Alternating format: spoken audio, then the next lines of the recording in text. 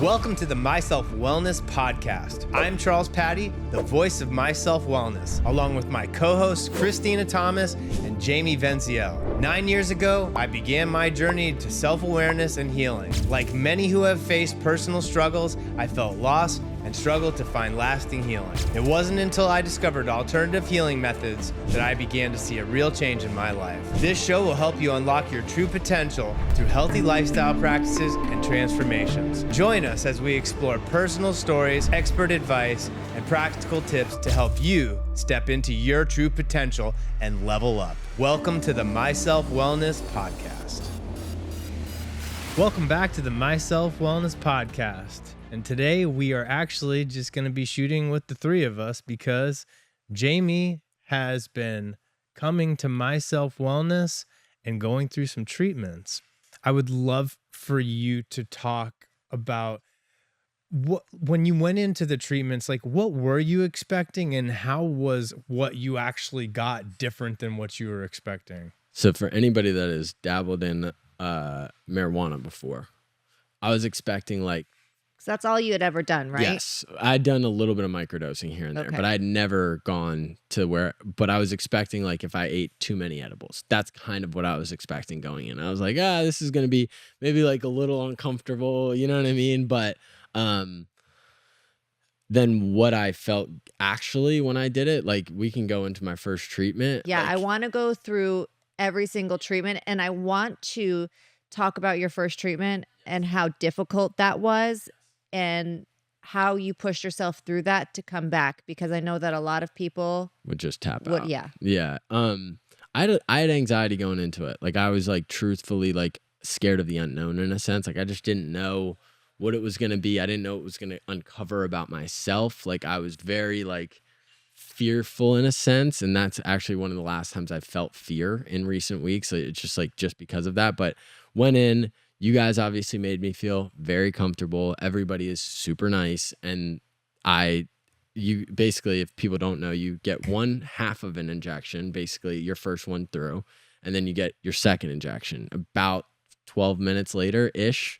So the first one kind of like eases you into where you're going.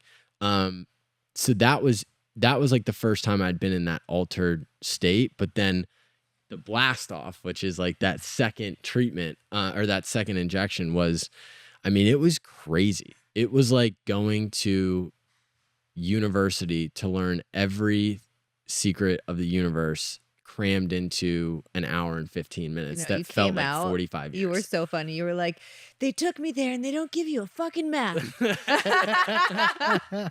And that's exactly what it was. But when I got out of it, so best thing I could describe and I'm not somebody that likes roller coasters. So I'm saying this as somebody that doesn't like roller coasters, but people can describe it as a bunch of different things. I felt like I was on a roller coaster, but each like if somebody's done Harry Potter World at Universal, how you kind of go from set to set, that's what I felt like I was doing. But every time I'd move, it would either be like I'd go backwards or I'd go forward. The long story of it was I just traveled to all these different areas, but the first step is basically like, okay, here's all the things that you think are important in life, like ancillary things that aren't actually important, politics, social media, all these like things that we put a lot of weight behind, basically told me, hey, total bullshit. Then they transition you into the next phase, which is this is what your physical death looks like.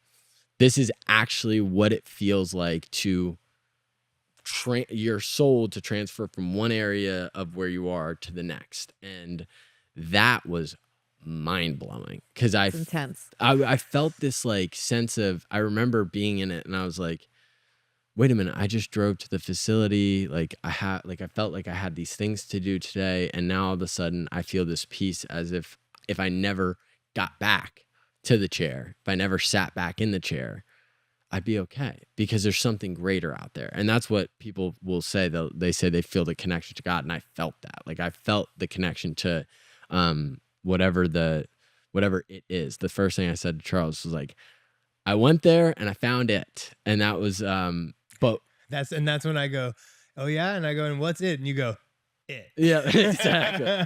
But, No, not the No, clown. no. It was a really intense but educational experience, because I went in with the intention of, I wanted to drop the baggage from, I told myself the first session I went in, I wanted to stop taking life so seriously, and I wanted to stop taking life so personally. I took things so personally before. Everything, somebody did something, it was a direct action against me. And that would hold me back in a lot of senses, because I'd ruminate on things forever. It was my biggest driver at a certain point, because it made me competitive. It made me kind of like that, that really championship mentality that had fueled me for so long. But I learned through that first experience that was also kind of, my Achilles heel, because if you're always being fueled by the naysayers and you're attracting that. You're attracting that energy to you, because you're always looking for it, and you're always looking for the headline or the whatever. But getting to kind of what you wanted to talk about, the after. So I go through all these different, I said I went But through did you die? Yes, I did. I died a physical death in the chair. And then I went to where I'd imagine wherever you go afterwards. And I met the people there, and I got to ask questions. What is this? Why am I here? What am I supposed to learn? And again, the amount of comfort and just the feeling of I said this afterwards. I was like, fear and anxiety are a construct. They're built through this 3D world, like fear and anxiety. I believe there's true danger, and danger could be described as you pull out and you have to swerve really quick to avoid an accident.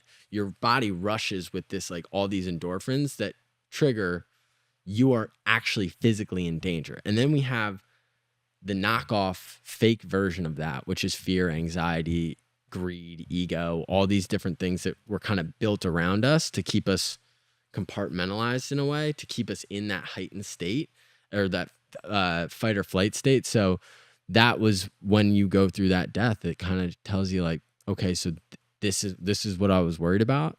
This is why I wouldn't take the jump. This is why I wouldn't take the step. And then, you feel this connection with everybody around you, because you're just in this understanding. I mean, some of the visuals where I felt like I was on an alien spaceship, where I was I was a part of the alien spaceship. I wasn't on it. My physical being wasn't on it. I was just a part of it, and I was a part of the movement of it. And so that was really cool, because I was like, oh, we all work together in some way, shape, form, or fashion. But going through that and then coming out of it, it was basically I was traveling 500 miles an hour, and then I just right back in the chair. And I was I remember getting out of it, and I was like, all right, I feel like I just went on a roller coaster. And I immediately was purging and sweating profusely, and it was super, super uncomfortable. But I remember Charles came in, and I felt bad, because I was I'm making a scene here. I'm making a full. It was really intense. I was making a full scene in the facility. But I remember Charles came in, and I was like, I don't hold this against you. This isn't a It's you. okay though. It was just, It was an energetic purge. energetic purge that was completely necessary, But Exactly. you embraced it like a true champion. Yeah, you No. you really took it this is part of my healing journey, and I'm supposed to be going through this. And that goes back to with what you were saying about I'm not holding this against you, because I know this is part of the process, basically. But the thing about that is, doubling down on that the next day, I would always recommend to whoever does these treatments, break your pattern interrupt. So if you're going on a Friday and you usually wake up on Saturday morning and you scroll on social media for 4 hours and you eat a bunch of crappy food, I would just say go as far away from that as possible. Go connect with nature, go be around people that you love, go have great conversations. I like to say with these experiences is you need to literally be the student into the teacher immediately. You're not teaching from a place of I know better. No.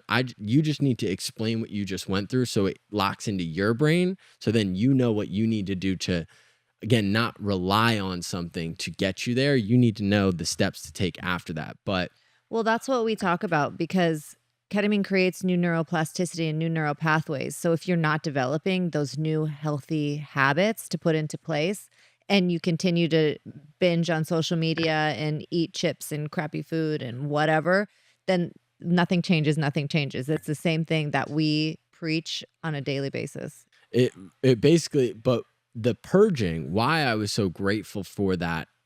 The next day I showed up and I was talking with Jace, and Jace and I went kayaking, and he goes, dude, your energy right now is bringing me up.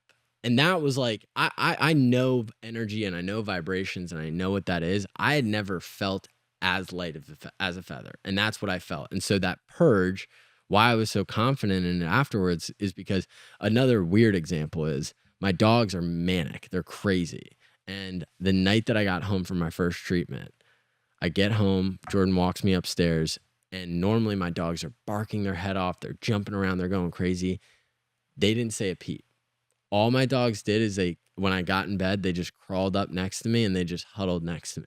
And it was like this weird like transfer of like, I felt better. I felt lighter. And that's why I was like super grateful for the purge itself. I was like, I needed that because it felt like it was not in my stomach. It felt like it was like this underlying something so deep that I could have never gotten to it without that. But again, it was still intense, but I was super grateful for that initial experience. Yeah, no, I remember you were like, and I hope it's okay for me to say this, but you were just like, so we live in a simulation, man. And I'm like, yeah, most definitely, bro. It's legit. Like, it's crazy, man. It's like, listen, like this stuff, I don't know how it shows you that, but it's basically like it brings you to where you feel like you're out of the simulation for a second and you realize you've been a part of the simulation the whole time. How do you feel? How were you able to come back to the next one after such an intense experience? Like, I know you were ready for the experience, but like maybe you weren't ready for that kind of purge. What was your mindset to get you to come back and like really push through? If I needed to go through that again, I needed to go through that again. So it was just a matter of it was necessary that I did that. And like what people want to feel is they want to feel a lack of ownership because they want to feel like, oh, the medicine did this to me. No, the medicine just showed me what I needed to get rid of. And so what I felt was I was like, okay, that was uncomfortable. Granted, another pro tip, don't eat before you go and don't eat Italian before you go either. But the idea was treat myself well, try to maintain good habits, understanding the neuroplasticity of it. But if I need to go through more, that's what I need to go through. See, that's awesome because like that's the warrior spirit. See, a lot of people don't embrace that. They'll come in and they've been suffering for like 20 years, right? And they're miserable. And then all of a sudden they have an uncomfortable treatment because there was an energetic purge or whatever. And they're like, oh, I don't know if I can do this, you know, like, and like, or like, they'll be like, it's understandable to feel that way right after you come out of it. But then it's like going into the next one, like, I don't know if I want to do this again because of the way that was. But like, you've been suffering for 20 years, right? And if you just follow our advice and follow the protocol, within 6 treatments, you're going to have a completely different life. And for people to be like, I can't last 5 more treatments in order to change the outcome of the entire rest of my life. Like, not just your life, don't next generations of your life. Well, and the lives of the people around you too. Exactly. I feel like people give up on themselves, man.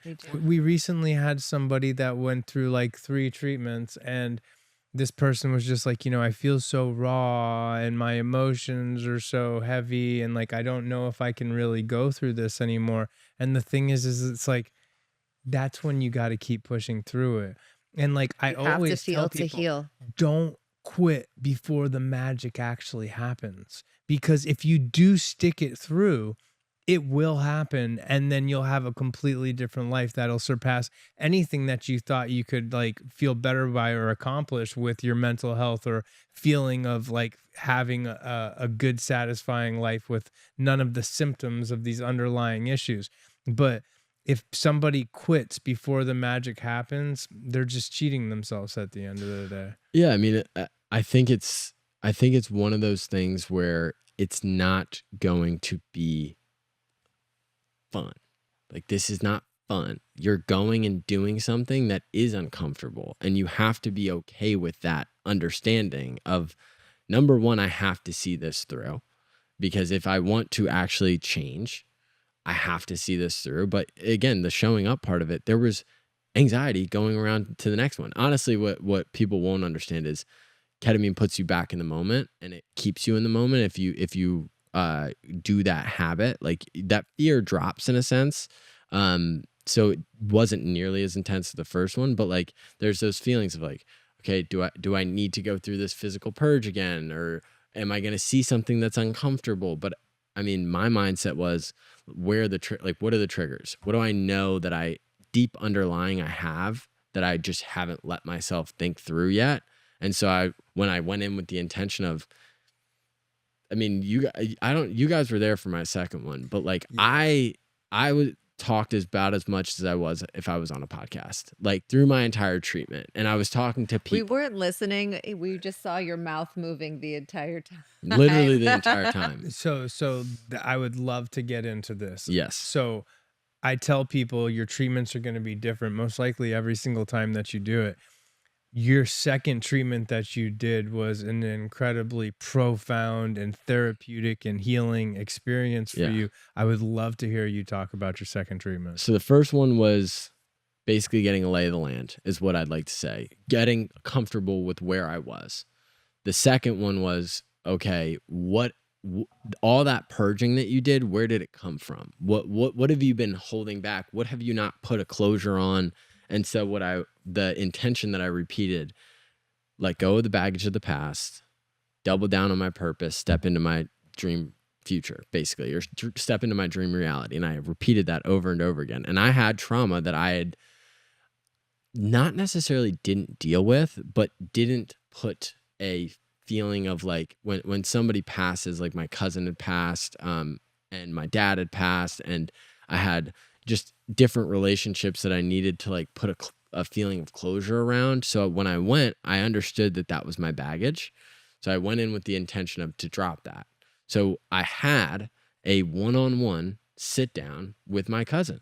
And my cousin, for the people that don't know, my cousin was murdered in June of last year. Me and him were like best friends, like to where me and Jace are today. We were like that for when I was 3 years old until I was 16. So like every weekend, spending all of our time together. And he ended up veering down a wrong path.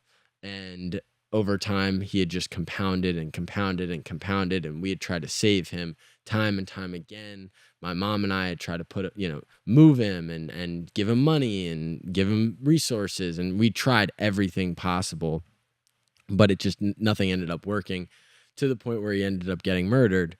That was heavy on me. And that had weighed heavy on me for a really long time, because I felt guilty. I was like, what didn't I do? I could have done more. I should have done more. And I got to sit down across from him like I was on a podcast and just ask him, like, dude, what's up? Like, why did that have to happen? What was the real problems? And again, I don't know how this would be for anybody that would go through a similar experience, but he kind of just told me, dude, like, don't be sorry. Like, I'm living through you now. Like, I was in my own personal hell. And then again, what ketamine teaches you is death is not the end. So you think that like the physical death is it. And that's why people mourn so hard. And that's why people like feel that emotion so deeply, because they feel like it's gone. But what he was telling me is like all those things we had dreamed of, all the times that we played UFC and we played Madden and we were like, we can't wait to be on the game. Or we'd, at this time when we were growing up, we were still like, social media was just starting to come out. And we were like, we wanted to be Justin Bieber and we wanted to be this person. We wanted to be that person and we wanted to whatever. And he was like, I now get to live that through you. And he's like, and so I felt that feeling of like, okay, this is purposeful. And I'll say this, like, I feel comfortable with your story, what you had traveled through. What he had told me is, Charles is what I would have been if I would have found this. And I was like, damn, like that still to this day hits me, because I'm like, it made the work that we do feel so much more purposeful, because I know if he got this experience, I know if he would have gone through that, he would have been fine. You know what I mean? Like nothing is too bad. You know what I mean? Nothing is irreversible. But one thing that was beautiful, like when I walked in the room after everything was over and after you had that experience, you looked at me and you're like, my cousin's living through you now too, man. He's like, Jamie goes, you're my cousin now, because there is no separation and we're all a part of this. And like, he's living through you. And so like, it was really touching. And then, I sat down and I looked at Jamie and I'm like, listen, man, I'm like, now you get why I'm so passionate about this also is, my best friend Nico died of a fentanyl overdose. Your cousin had his trials and tribulations and ended up having what happened to him happen. And I'm like, if we could have got these guys access to this, it would have changed the course. And not that we can go back and be like, oh, I wish this would have happened, but moving forward, or, we wish it would have happened, but moving forward, now it's ignited that flame within me to make sure that like we get this information and have this accessible to people that are going through similar things that your cousin and Nico went through, and that I ended up making it through because of this stuff. People don't have to suffer anymore. People don't have to die of overdoses. If I'm not saying that you can just force people into changing their lives, but if people are ready to make that change, like I was so many other times in my life, and then I would always stumble and fall. Like, I would go to rehab and I'd get clean and I'd want to stay clean and I'd have every intention of doing so. And then I would always end up having all of my symptoms of depression and anxiety and all that stuff come back. And I'm like, listen, man, if this is the way I'm going to feel for the rest of my life, I'm just going to go get high again, because like, I'm not going to feel like that for the rest of my life. And the thing is that this was the only thing that made my life and my symptoms go away, but my life worth living, where like I was like, oh my gosh, I feel so good now. I want to live my life like this. I don't want to escape anymore. And so it's like, actually, like with what we're doing right here, getting this information out to people, think about how many lives that this single episode of this podcast could end up helping and saving. If people are tired of sick and suffering, then we can help them, and we have a method to really help them. We just got one guy off of a fentanyl. A gentleman came to our clinic within the last 3 weeks for his first treatment and was actively addicted to fentanyl. And by the time he was done with his second treatment, he was probably halfway through the withdrawals from fentanyl. By the time he came in for his third treatment, he looked like a completely different person. And by the time he went through the rest of his treatments, he's completely clean now. He's doing amazing. He's helping other people heal already. And like, we're talking about a drug that is so incredibly hard to get people off of that it's almost impossible. And within 3 weeks at our clinic, he's completely clean and sober, went through all of the withdrawals, but the ketamine helped him through the process of everything. And then during one of his sessions where he completely like broke free from it, he said that like he was like out in the universe and this like serpent like came and like he like broke free from this serpent that was like chasing him basically. And we were trying to integrate him, and he was just like, that was so crazy. And it was so creepy because there was this giant serpent that was trying to get me. And he's like, but I got away from it. And I'm like, it just happened. This treatment, man, that was the serpent. Let's put that in perspective of like, that serpent was the fentanyl. And it kept coming out. It was trying to get you. It was coming after you. And you broke free from this serpent during your experience. I said, this is the treatment that you completely broke away from your addiction from. Yeah. He's doing amazing, man. Yeah, he's thriving. He's a Reiki healer, and he's doing Reiki again. And he's going to the gym. And he's just totally turned his life back around. He came out of that treatment the serpent day I told you about, and he goes, man, I'm gonna get like a new shower head for my shower that like filters the water and cleans it, because I don't want this like, you know, calcified water hitting my body anymore. And he's like, I've always been a healthy guy. He was like, I was taking Shilajit when I was hooked on dope. Yeah. You know, and he's like, but like the thing is like, he's like, now I'm just going to keep on implementing all of these healthy lifestyle practices that I'm already doing while I was hooked on drugs. And I was like, this was the missing puzzle piece. You were on drugs and you were doing all of the things that you were supposed to be doing, but you were just stuck with the fentanyl. And so it's like, this is the missing puzzle piece or key for so many people that are sick and suffering out there that want to break free. It's just like, you just got to open your mind and be willing and be willing to go through the suck, just like we say. You got it. And like, that was what I was going to say, because it's the replacement of bad habits with new good ones is like, that's why I say like, this isn't a silver bullet. If I wake up and I do shitty things day after day after day, I'm going to create a shitty reality. Period. And it's like there's no escaping the hard work. What this will do is, but if you put in the work, you will reap the rewards. But you have to put in the work. This is the tool. This is the catalyst. This is like what people don't get is they don't ever get perspective. They live the same day over and over and over, and that. It's like a hamster wheel. And then this is your life. This like this box that you live in every fucking day is it. That's all there is to it. It's just here. And then when you understand that it is so much deeper, so much bigger, life is so much more expansive. There's so much more abundance. Like the thing that you said, which connected with me, was the family aspect of things. People feel lonely. Why? It's because their blood doesn't necessarily treat them well, or they think that, you know, let's say you have a dad that doesn't support you, or you have this person and or your friend hurts your feelings or something, and you feel like you don't have anybody. But realistically, what family is and what I learned is like anybody can be family, but you have to do the work to build the relationship. You have to spend the time with the person to really create that bond. We were watching the show last night on Netflix. It's called like How to Live to 100. And it's all of these people in these small communities. And all the things that they all have in common is that they have a community looking after them and taking care of them. Nobody's out on their own. Everybody has love, whether it's from their family or from other people in the community, the other community members. And they're all working outside. They're all staying grounded.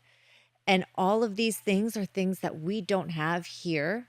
And we really need to build, because but you guys have done that. We are trying to build a community. And that's what I will give you guys a lot of credit for, because if you are going through this and you do feel like you're alone, number one, you guys don't make anybody that comes into your facility. It doesn't matter what they're going through. It doesn't matter if they just, you know, were hammered drunk before they walked in and they walked in. It's so long as they want to help themselves, you guys are there to treat them like family and to give them community. And if they show up on Saturday to your guys' breathwork classes, like you guys provide an ability, if you want to find community, if you want to step outside of whatever pattern you're in, you can. And you guys give that. But I think also talking about what we were doing with Limitless. I was just going to say that. Exactly. I think the name of the game is community, because that's what I kept going back to in my journeys. Was I was like, the people, I remember one of I think it was the third one, where I listed off everybody in my life that like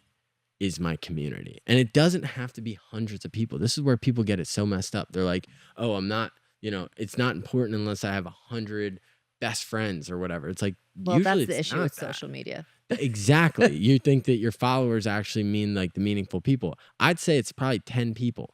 Maybe, you know, 10 to 20 people that like really can move the dial in your life and make you either super, super happy or super, super miserable. And it's just your choice of people use family as like a kind of a jail cell in a sense. Like, oh, they're family. Oh, they're blood.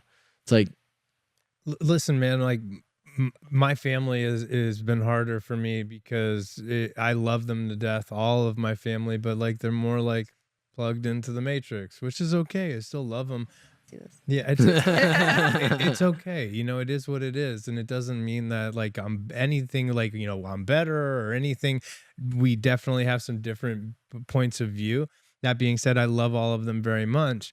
But like this past weekend, Christina and I went to the Forbidden Knowledge Award ceremony in Miami, hosted by Billy Carson and Elizabeth Carson. And like, it was an award ceremony for conscious people that talk about oneness and being one collective consciousness. And like, listen, I always tell people like, you're never going to manifest the life of your dreams by sitting around and complaining through your days all the time. And the thing is like, you know, you got guys like Billy Carson on stage and he's literally saying positive affirmations and like speaking beautiful manifestations into existence while he's hosting this awards ceremony. And the music that we listen to has a huge part in this also, where it's a mantra, right? So if we're sitting there and we're repeating and singing the songs that we listen to over and over again and they're negative, then we're going to manifest negative things into our lives. Christina has been a fan of his work longer than I have, but like, I love the guy now. His name's Donnie Arcade. He's a conscious rapper and he puts out the most amazing, beautiful conscious rap out there. And so the thing is like, surrounding yourself with these high vibrational people that are manifesting beautiful things into this existence. Kyle and Ryan came out and filmed content with us out there. And Kyle told me today, he's like, listen, man, being in that building, he's like, yeah, I'm still riding on the high vibration that came out of that place. So like, it's not just like, what I put in here, what I put in here, and what I put in here that affects how I am. But it's also the energetic beings that we're surrounding ourselves with. If I am vibrating at a higher frequency and I'm surrounding myself with a bunch of lower vibrational people, that is going to drain my vibration. But that being said, succubus of energy, right? But if I'm vibrating at a high frequency and then all of the sudden I go and I'm hanging out with a bunch of other high vibrational people, like at that event, think about the beam of light that was being blown out into the universe, this like beautiful oneness, high vibrational energy that was bringing all of these like-minded people together, and then getting into a room where Billy's on stage and he's telling everybody, you know, like, I am the manifester of my dreams and I'm creating this reality, and he's speaking things into existence. And literally while we were in the audience, they had the entire audience like speaking the same things into existence and like getting in tune with each other and clapping at the same time. It was like all of this energy being shot out into the universe. And so it's like, it was beautiful, man, because everybody was having a good time doing it, but we were actually manifesting something beautiful for the world while we were doing it. And that's the thing that we talk about building companies, about building anything. It's, you have to be, most people think that like, I think what this process has taught me is nobody's as important as they think they are, but everybody is special. So it's like, I know you die an ego death for sure. And you die it 1,000,000 times when you're going through that. But the idea of being okay with the fact that you are not the most important person in the world, but you are a part of a collection of people that if the right amount of people bond together, you actually can do anything, but you can't do that in a silo. Like you can try, but in order, people think that money is the #1 currency. It's not. It's relationships. It's people. And that sounds cliche as hell. Like it really does. But like people create value, which creates money. So it's people value money. Well, like, but it's a product of people. Let's put it like this. Your network is your net worth. But that being said, though, what even surpasses that is the vibration and frequency that you're emitting off of your being. Yeah. Because the thing is that when you're vibrating at that higher vibrational frequency, it attracts. It's like a tractor beam. And it's like, so like whatever you're manifesting or whatever you're trying to accomplish in life, the people that you're supposed to connect with, the people, your network, the right people are going to be tractor beaming towards you. It might take like years for it to end up happening, but the synchronicity of it all will get brought together exactly at the right time, as long as you're holding that frequency. Christina and I were sitting at like, we were in like the front row at this award ceremony, right? And there's this guy, Middle front row. middle front row. Right in the middle. Yeah, it was amazing, man. Like Billy and everybody, they're like 2 feet away from us on stage. But the thing is that there's this guy off to the right of us. And he keeps looking over at me and I'm looking at him. And Christina's like, there's something about that guy over there. She's like, you need to talk to him. You need to talk to him before we leave tonight. And so the award ceremony is over. And we start walking by and the guy's just looking at me and I'm looking at him. And so I stick my hand out and I introduce myself and he goes, what do you do? And I'm like, we do psychedelic therapy. And he goes, oh my God. He's like, psychedelic medicine saved my life, man. Yeah. And he like starts tearing up and he's like, I was a cop. And he's like, and psychedelics saved my life. And he's like, and now I work with medicine and I'm a Reiki healer. And he's like, I was looking. He's an amazing Reiki healer. Amazing Reiki healer, right? But like, he goes, I was looking over at you tonight and I knew that I was supposed to connect with you. He's like, I felt the vibration. I felt the energy. And it was like, it was that tractor beam. So now we're connected with this gentleman and now we're going to end up networking with him and probably doing medicine work with him in some sort of capacity and helping a bunch of people heal together. But it's because we were on that same vibration, that same frequency, went to the same event. And it was almost like it was just a magnetic attraction where it was undeniable that we were supposed to connect before we even had connected that night. That's the other thing that I think is important. I feel so much more connected to my habits now because it does that exact same thing. So let's say like a day recently, like I wake up every morning, 5:30, get my hydration in, journal, then go run every single day. My back was super screwed up. I was having a bunch of back spasms. So normally, old Jamie, excuse, okay, cool. I'm not going to do anything today. I'm going to wake up. I'm just going to let the day kind of come at me and I'm not going to go attack it. And then what happens? Vibration's lower because I know the things that and this is the point of doing the hard work. Your habits are the reality that you create for yourself. Like what you do is the exact output of what your vibration is going to be. It's all of that. So what I realized is rain or shine, walking, running, whatever, do it. Just something is better than nothing any day of the week, but just getting in a state where you can constantly, like I was talking to Jace about it. It's just like win all day. Wake up, roll out of bed, make your bed, win. Go make your coffee, go make your electrolytes, go make your water, win. Go do your thing, whatever you need to do, go close a deal, go do, like just win from start to finish. And then guess what? Even when you lose, you win. Because it's that vibration. It's like, oh, I got punched in the face today. But I won 6 more times in the day. You know what I mean? So, but even that time you get punched in the face that day, you don't realize it. But if you take the personalization out of it, there was a lesson in that getting punched in the face. But you actually learned the lesson because you showed up. You showed up. Listen, I want to give one more cool example real quick because we're talking about vibrations and frequencies and like the synchronicity of the universe. So the night before we went to this event for the Forbidden Knowledge Awards, we went on a private yacht that was hosted by 19 Keys the night before the actual award ceremony. But the day before that, I'm sitting on the couch before we left and I'm scrolling on my cell phone. And somebody I had never even I hadn't seen before was on my feed and he was dropping like conscious knowledge, right? And it's this guy named Merkaba 13. Okay. And so I start watching all of this content and I'm like, oh, this dude's lit. Like he's like preaching his consciousness and like he gets it. And so I start following him, right? The next night I walk on this boat in Miami. Well, he sends me a video. No, He's like, have you ever heard of this guy? I'm like, yeah, he's going to this award ceremony. No, I sent her the video the night before, and no, she hadn't even said that to me. Oh, she not yet. And I sent her the video, and then all of a sudden we walk on the boat the next night, and I look over at her, and she looks at me, and I'm like, that's the guy I sent the video to you of last night. And she's like, what? And I'm like, yeah, check your Instagram messages or whatever.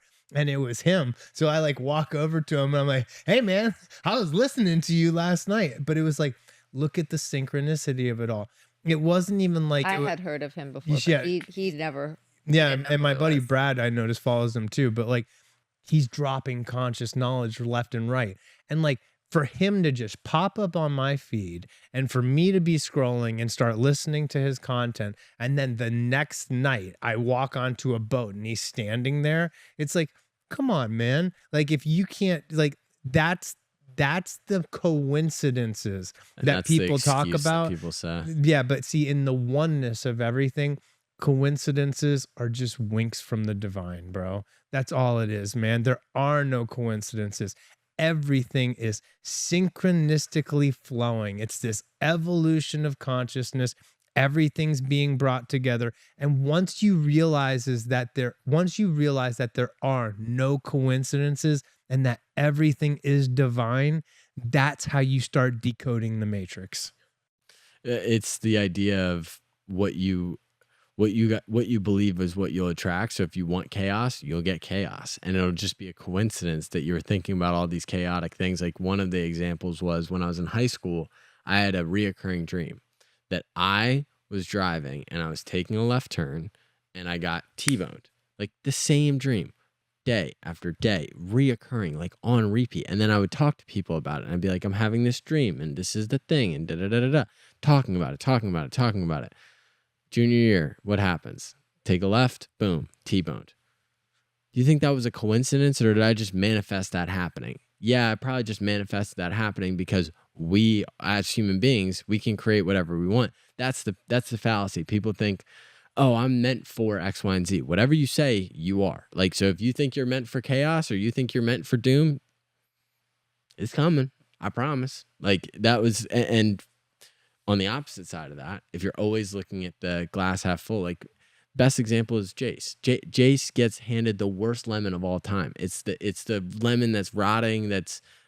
Everything is bad about that lemon. And then he still looks at it and goes, no, I can make some really good lemonade out of that. And then he turns cancer into a platform of 800,000 people that's going to help people with cancer, like help beat cancer. It's like, that is the reality that you could live, or you could live this is happening to me.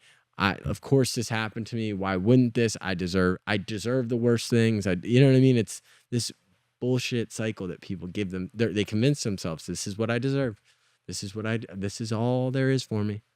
Listen, man, like this goes back to like with my story, you know, like I'm getting to the point now where I don't even want to like talk about my past when I meet people in public anymore. And like, I think I'm going to start not doing that. But what I will say is when I have shared it and people look at me and they're just like, oh, you know, like, I'm so sorry that you went through that or whatever. It's like, I'm not. Actually, like, I'm really grateful. And I was actually talking to Merkaba 13 about all this stuff because we're very aligned in a lot of our beliefs when it comes to this. Like, that's what made me, man. And see, the thing is that people might look at our life now and be like, oh, you know, like, what, like, oh, dope. That's so dope. What a cool life. You know what I'm saying? I wish. But yeah, but see, the thing is like, they also forget about the 35 years of awfulness that I had to go through. And the thing is like, it's okay though. It's not a pity party, like, but it was a necessary darkness, this really low that I had to go to in order to bounce back so high.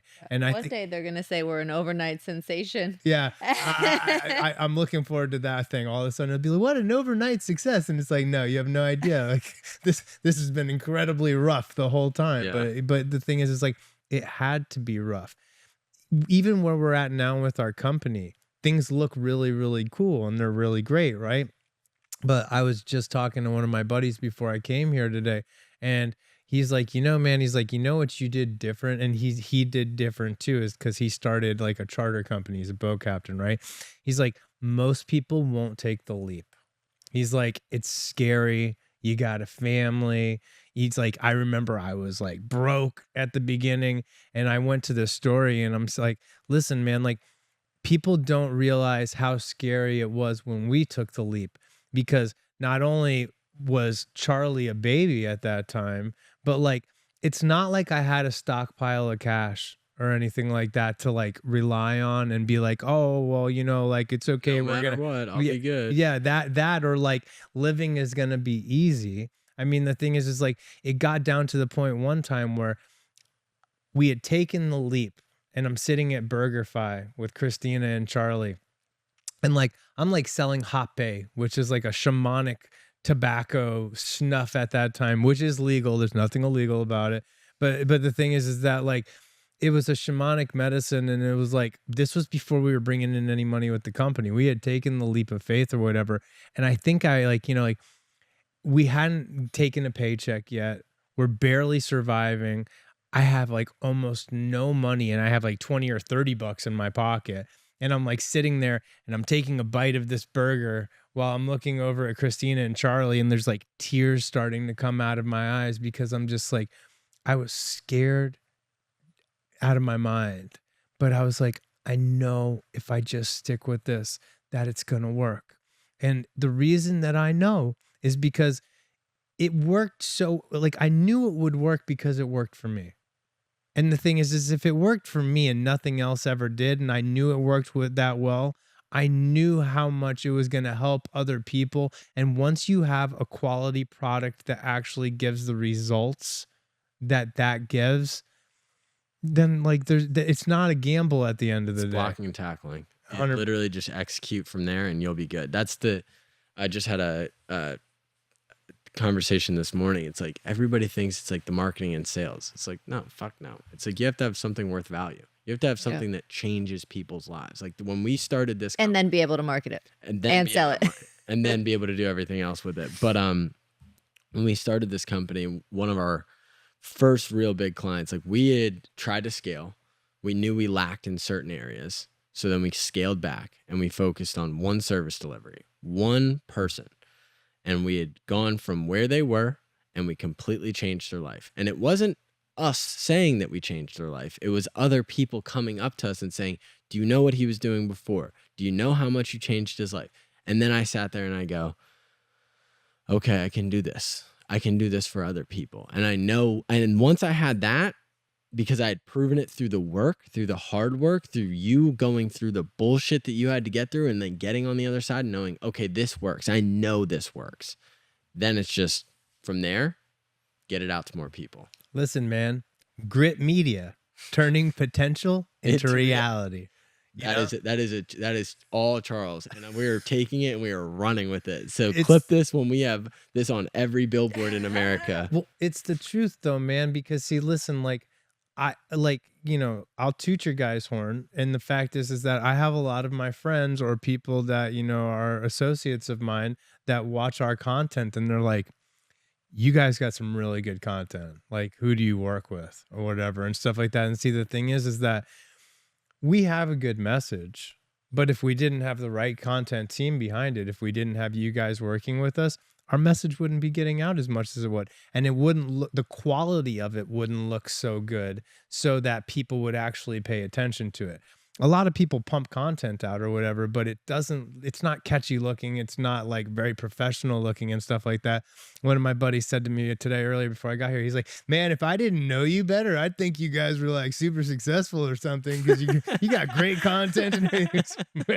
Messing with me, right? But the thing is, he's like, your content looks amazing, man. Yeah. He's like, and I'm trying to get him on the show. We'll see what happens. And I think he'll be open to it. He's got a really good story of healing from at our facility. But it's the idea of you build something worthwhile. You spend the time, you take the leap. Like the thoughts that I had going through my head 2 years ago when we were just getting started, like I basically dropped, I was working at I was doing an internship and I was making okay money. I was in college, so I didn't need to live off much. But the summer of that year, I was like, fuck it. I'm not doing anything. I'm going to be a bum. I'm going to be perceived as a bum. People are going to look at me and be like, he can barely afford his food. He can barely do that. But I know what I'm working towards. And I used to have to tell Jordan every day when she had to pay for my dinner, when she was working, she was crushing it. She was doing what she needed to do. She'd take care of me, and I'd just say, babe, I promise promise this is going to be worth it. And getting to today, I get to like be that intimate. I told you, I promise. But it's the fact that most people get to that point and they worry about what is somebody else going to think of me if I can't, whatever. What are they going to think? Or what is it? Fuck that.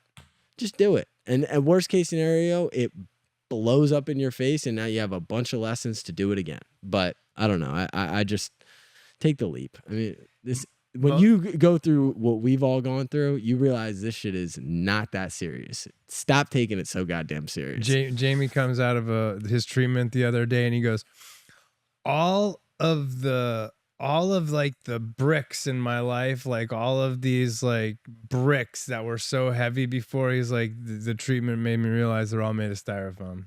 And you just run your head through them like at full speed and you'll be all right. Yeah. That's really what it is. It's fear, anxiety, depression. And this is going to be I hope this doesn't come off in a way, but it's a construct. It's a belief system that we build for ourselves. Exactly. And if you understand that, you can hack that.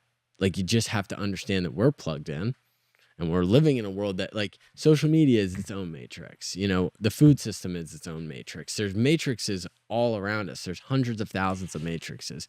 You just got to realize you're in one. Yeah. And life is a choice. Everything in life is a choice. Whether I'm going to be depressed today, I'm going to be anxious today, I'm going to eat McDonald's, whatever that choice is put in front of you, it's about, what am I going to choose and how am I going to react? Even my reaction is a choice. Yep. And sometimes I find myself still getting stuck in that the dumbest choice shit all the time. But once you realize it's actually just a choice, it's much easier to navigate. So here's the thing. Yeah, it's not a byproduct. It's not like this is who I am. Yeah. In the oneness of everything, right? In the absolute, or the oneness where we're all one collective consciousness and separation is an illusion, why would I care what anybody else thinks about me?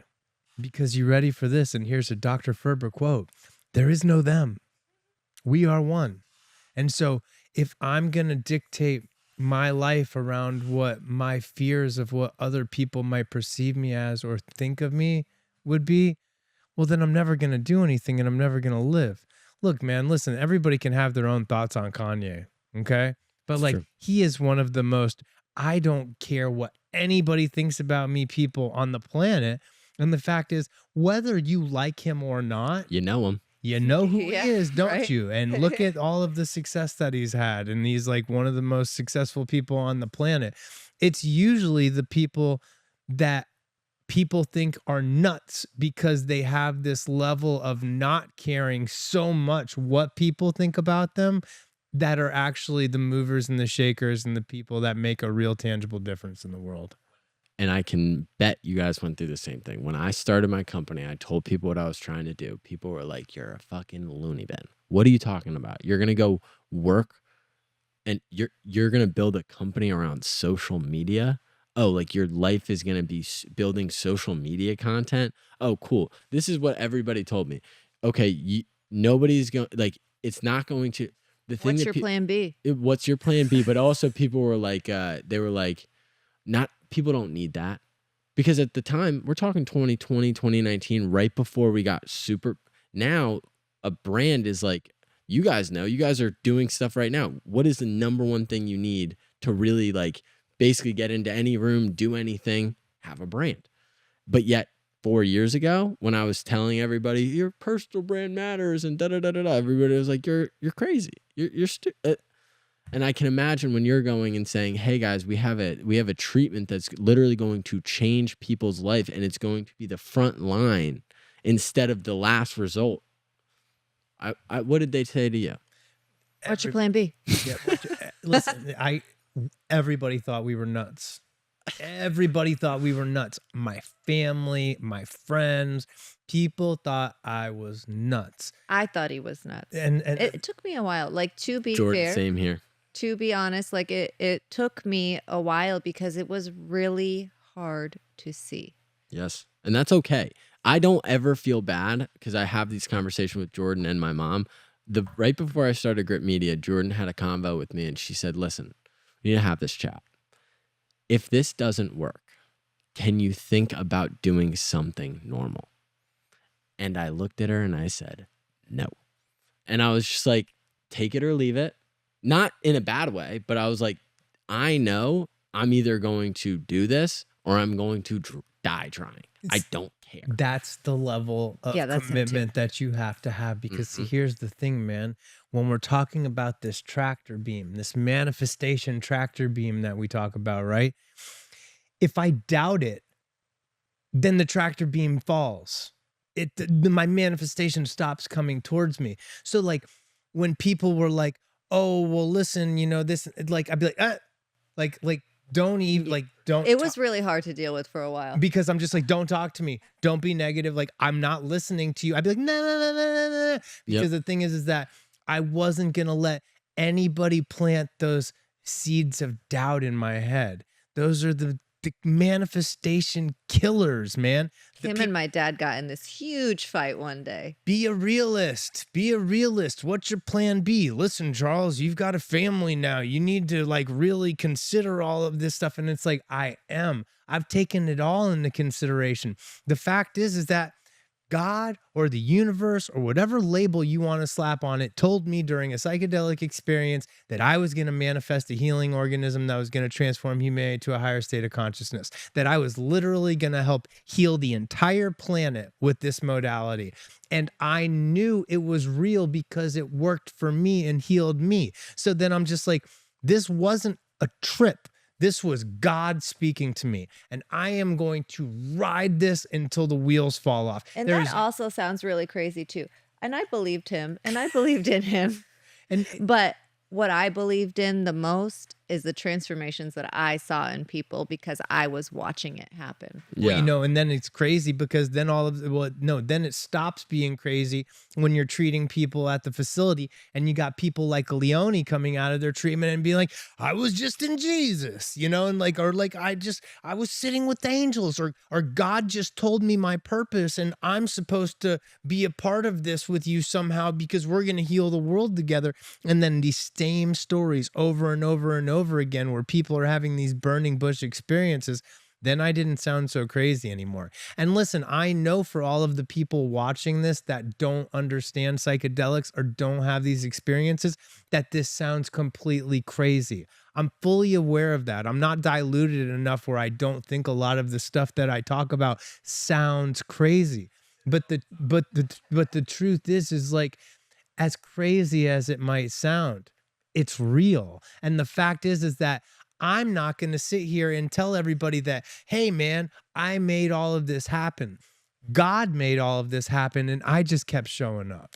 That's doing the work. And you can't just show up. You have to put in the work. Yeah, I kept showing up, That's staying not how manifestation positive happens. and using the laws of attraction, keeping my vibration and frequency high. Listen, man, during like 2020, when we all know what happened, and I don't even want to say it so we don't get flagged.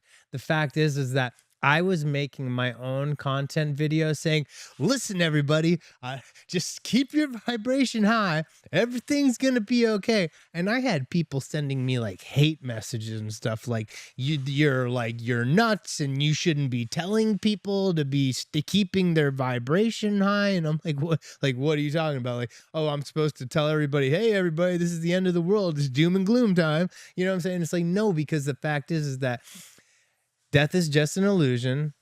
Manifestation is real. And so if I know that death is an illusion, I guess I don't have much to be scared of then, do I? And if I keep my vibration high and I stay positive and I keep putting this positive energy out into the universe, then I guess I can manifest anything that I want. And that's what we are doing. Be the light and be the change that you want to see. And because nothing is going to change if we get stuck in this program of fear and anxiety. And I know what you're going to say to me. Don't be fearful. Because it takes a lot to release the fear. It does. It really does. It does, but it's a mindset that you have to have. And then listen, like I also will know that because I was there too, when people get on this they have this spiritual awakening and they're really like on this spiritual journey. Then all of a sudden it's like, I'm the light. I am the light. And like, yeah, I am the light, but at the same time, I am the dark too, because we're all one collective consciousness. So it's like, people have to understand that the dark was necessary. We had to go through the dark to become the light. But then all of a sudden, once you become the light, you're not at war with the dark anymore, because that's just a No, war. you just have to transmute it. Yeah, that's just a war you're fighting with yourself. You have to realize that there's a lot of darkness that's out in the world right now, but it's the lessons and tribulations and trials that other people have to go through in order to evolve into the light themselves. So it's like, don't stay hyper focused on the negative or the dark things that are happening in the world. Just realize that everything is happening exactly the way that it's supposed to. And as long as I sit in my sphere and stay positive and live in the light now, live in a non-dual state, that I can manifest the most amazing thing for the world that you could possibly imagine. Ain't that the truth? And I think it's for anybody that's listening that is just kind of tuning in, if this is their first episode they've listened to, it's a lot. We threw a lot at you. But what you have to understand is that you have to be ready. You have to want to change. It's not a silver bullet. There's not going to be one-stop shop. Like we're not Walmart. But if you're willing to do the work and change your reality on your day-to-day with your habits and the way that you manifest and the way that you do that and the way that you view everything that you do, and you can gain the perspective that psychedelic therapy does give you. Like, again, you could be the biggest meditator in the world, and it would be really hard pressed for you to get to where you get to when you do what you do at myself. I don't think you can. I don't. I mean, maybe you can, but I don't know, man. Like if you could give like a 1 or 2 sentence synopsis on like what you actually think that we're doing when we do these treatments is, what would you say it is? Shifting perspective and uncovering the real possibilities, I'd say. I just call it interdimensional travel. That is also true. That is all. Every time I leave the boys on Friday or Thursday or whenever I'm doing it, I'm like, all right, I'm going to interdimensional travel. See you guys later. And then I just end up going, and I just go somewhere where I'm like, yeah. Every time I talk to somebody in a room that I know, I'm always telling them safe travels once I leave. And you do that with everybody. Any of your but then I employees feel do a the little same thing. conscious, like self-conscious about it, because I'm like, No, well, that's what you guys do. That you're not administering something, you're guiding someone through a journey. It's a journey, and you're actually traveling. You better strap in your seatbelt. Don't eat anything, and you'll have a really dope, and life-changing experience. you know. I want to back up a little bit though. Yeah. Go ahead. I want to back up because we never really finished talking about your treatments, and we don't have to talk about what you saw anymore. Yeah. I just want everybody to know where you were to now 5 treatments in. 4 treatments in. How are you feeling now? From, let's say, point A was pre-treatment 1 and point B is where we're at now, and this is after 4 treatments. What have you seen like as a tangible shift in your life up to this point? Imagine this. Imagine you're running through life and you have to do backflips and cartwheels and you have to sprint and you have to walk really slow sometimes. And then imagine doing that holding on to like 400 to 500 pounds of weight. And then going through something that's really hard and that or somebody says something to you that hurts your feelings or you feel is personal, and then you just run this loop in your head and and why are they right and why am I wrong and and that is the state that I lived in. Granted, I still lived a great life. I still loved my life. That like I wasn't depressed. I was definitely anxious. I had a lot of anxiety in these like constructs that we know that aren't real now, but then what happened is over time, every treatment, so long as I would show up that week and show up for myself, all of a sudden that 400 pounds turned into 0 pounds. And I didn't live this reality of the past anymore. I'm not a product of my past. I'm not. Like I go through, I went through it. But that's not me. That was I think that was the 3rd treatment where I was like, this person that I thought that I experienced, isn't even who I am. So then you basically disassociate with the future or the past. You have no anxiety about the future anymore. I don't know where I'm going. I don't have an expectation. I just know that if I keep doing what I'm doing today, I'm going to be happy regardless. Whatever the outcome is, like, I'm less obsessed with the outcome. I'm more focused on how can I optimize for today. And a tangible thing, I'm going to go skydiving next week. And I don't really give a shit. You know what I mean? Like, I'm not really scared. I'm not like, because death is an illusion. You know what I mean? So I would say that living in these cycles, those are gone.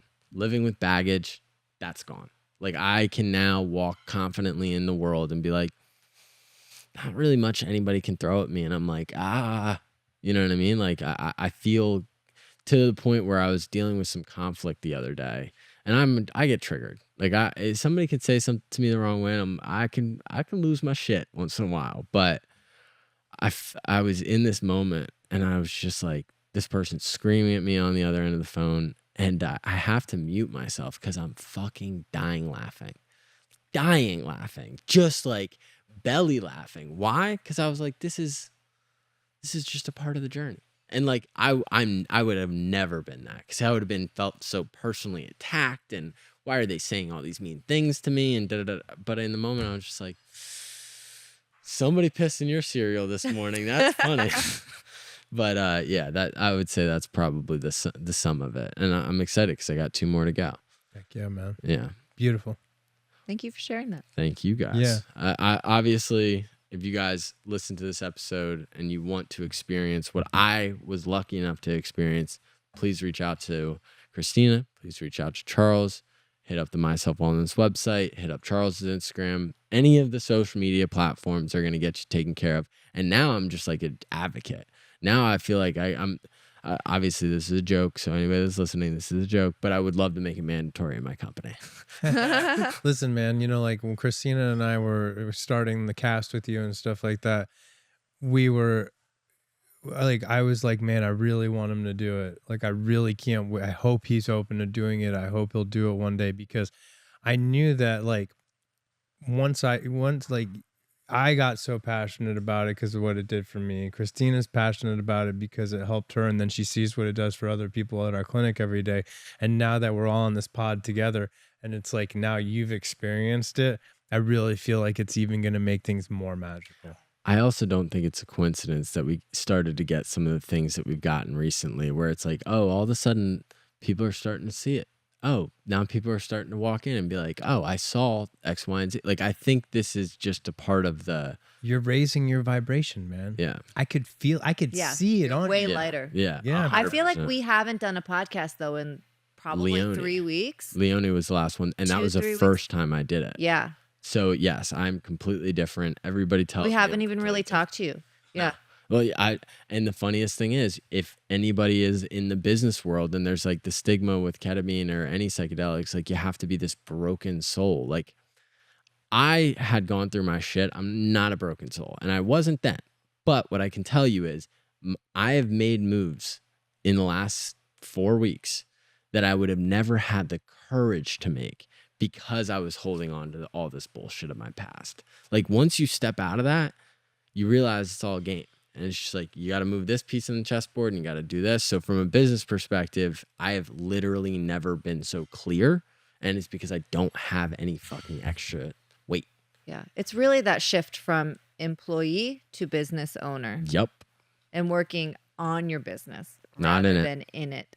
You're not a this is not a high paying job that we're doing. This is an organization. This is a living being. This is something that needs tender love and care, but it also needs others. You Yes. can't do this shit on your own. No, you can't. When we started the company, everybody was like, because like I was in a good place in my life when we started the company. Okay. Like, I mean, I wasn't like, you know, struggling anymore with substance abuse issues or anything like that. But I wanted to go through the protocol that we were going to be giving our clients so I could speak to it like from an experiential standpoint. And so everybody was like, oh, this is going to be like the big test with Charles going through the treatments to see what, you know, because he's already in a good place in his life. And I got to tell you, it took me from going from a good place in my life to like the most amazing place I thought I could get to. And it actually showed me how even though I felt like I was in such a good place before, I actually wasn't as good as the places I thought I was, because I thought I was, because of where it took me. And so it's like you were saying, that's one thing I want to get away from, is people thinking that, you know, you need to be suffering so badly, or you've had all these traumatic experiences or whatever and stuff like that. This literally goes down to being a complete level up in your life, no matter where you're at. It's the truth, but you gotta want it, because I promise you, if you don't want it, it's not gonna work. No. So that's the truth. But again, thank you guys. Love you guys. If you guys enjoyed this episode, don't just subscribe, even though we want you to do that. Share this with somebody that's hurting, somebody that you in your bones, your intuition said, I need to send this to this person. Send it to them, because you don't know what you're going to do for them. And obviously there's nobody better to help you than these guys. So yeah, sharing this could literally help save a life, man. Yes, it could. Yeah. To many more. Yep. Thank you. If nobody's told you that they love you lately, we do.